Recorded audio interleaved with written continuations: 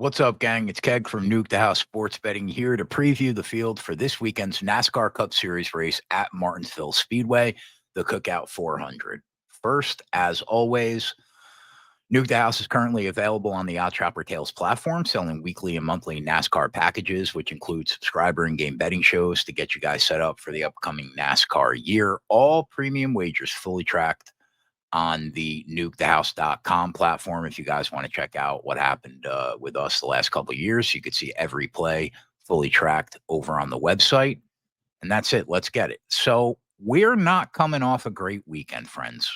We had some brutal beats that we took last week, but the good news is that Coop and I are still up about 25 units combined for the month of March.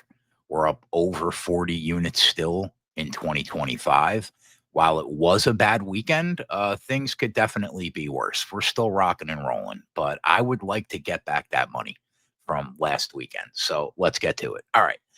Let's preview the field, at least the real contenders that could win this race. Like I've said all year, this is the fourth year now in the next gen car. And while we've been getting squeezed in the market year after year, this is the first year that we've seen the books recognize the guys that have the best chances to win the race, and they are finally pricing them accordingly, which is a change. In the past, we've been able to get real contenders in that 20-1 range, but those days appear to be over this year.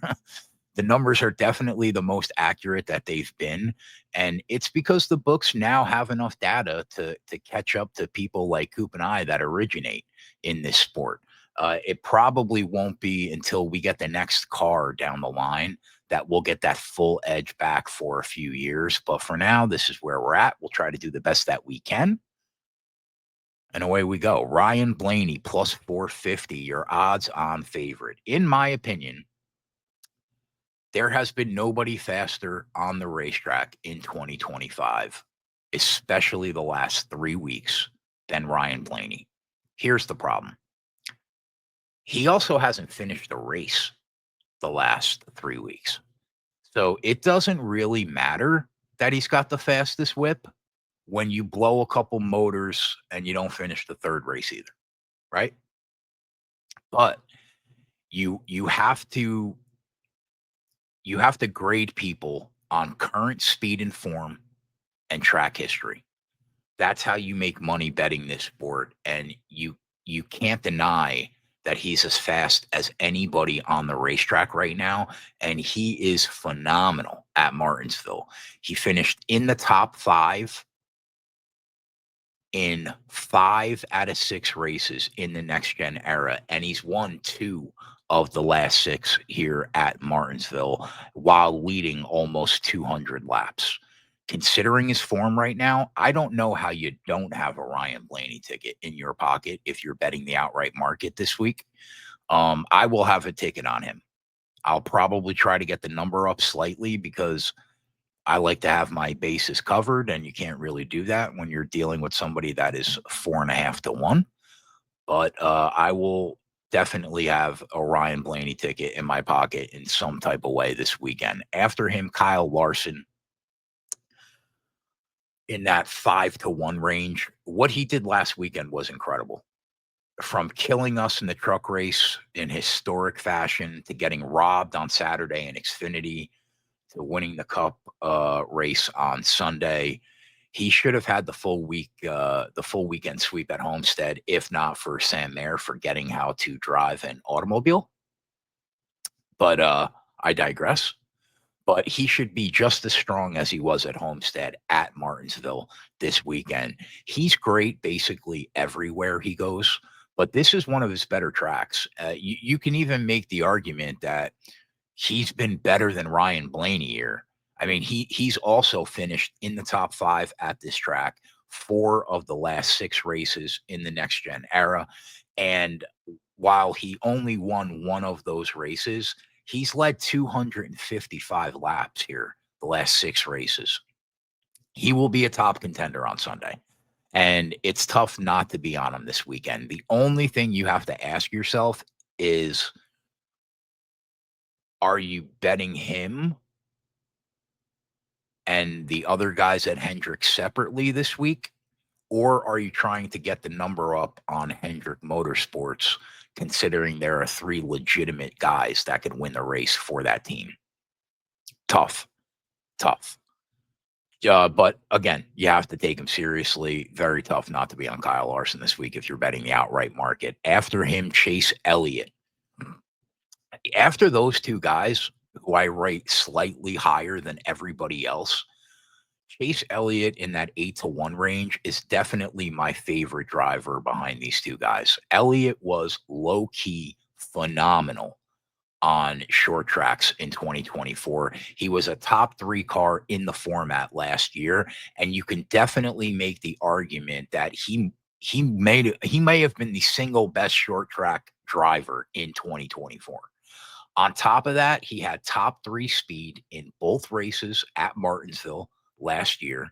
And while he hasn't been as fast to open up this year as I thought he would have been, he should be a top contender on Sunday. If you're betting the outright market this week, there are not many people that you are going to want to have a ticket on before you get to Chase Elliott.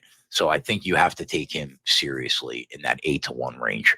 After Elliott, Will Byron for the third and final Hendrick guy that could win this race, the race this weekend. Willie B at 8-1. He's had decent speed to open up the year.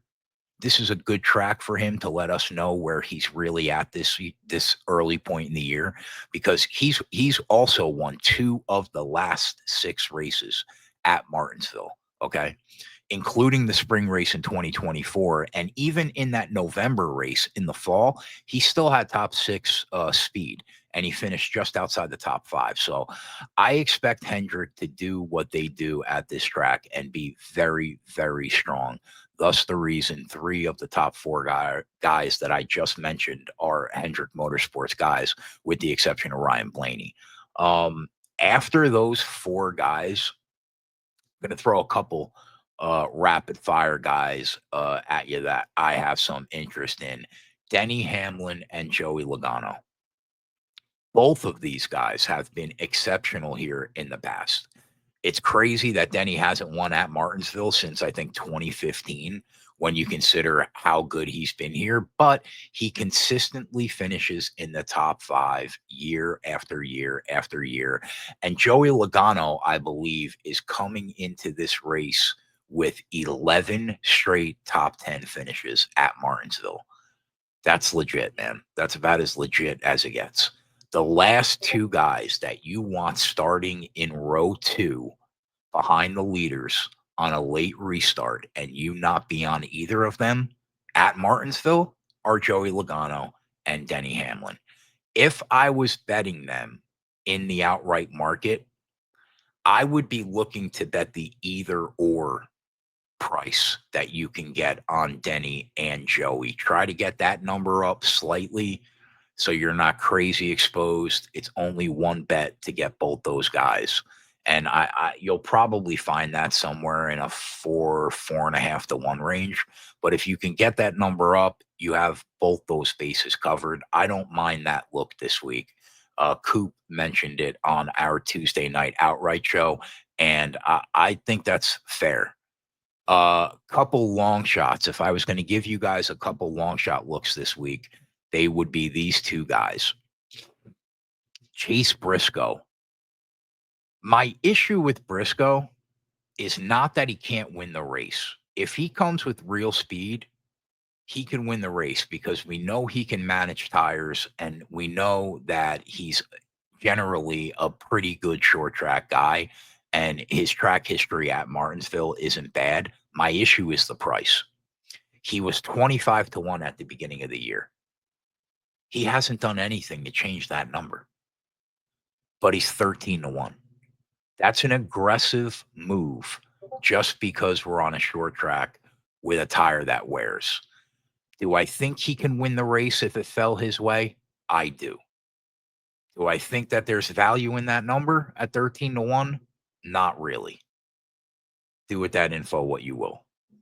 Bubba Wallace, finally, 30-1.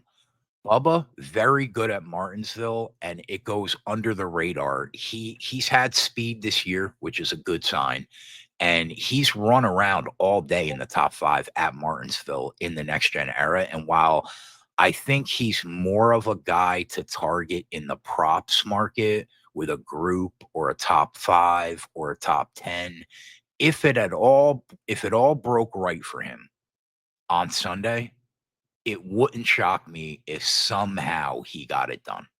Tough ask, a big ask, which is why I'll probably target him in the props, but it wouldn't shock me. So don't forget, we'll be live this weekend on Nuke the House YouTube for the NASCAR trucks, Xfinity, and Cup races. Swing through, sweat your action with the boys, and don't forget, check out Nuke the House on the Odd Chopper Tales platform. And we'll see you guys back here on Sunday morning for some best prop bets for the Cookout 400. We're out. Later.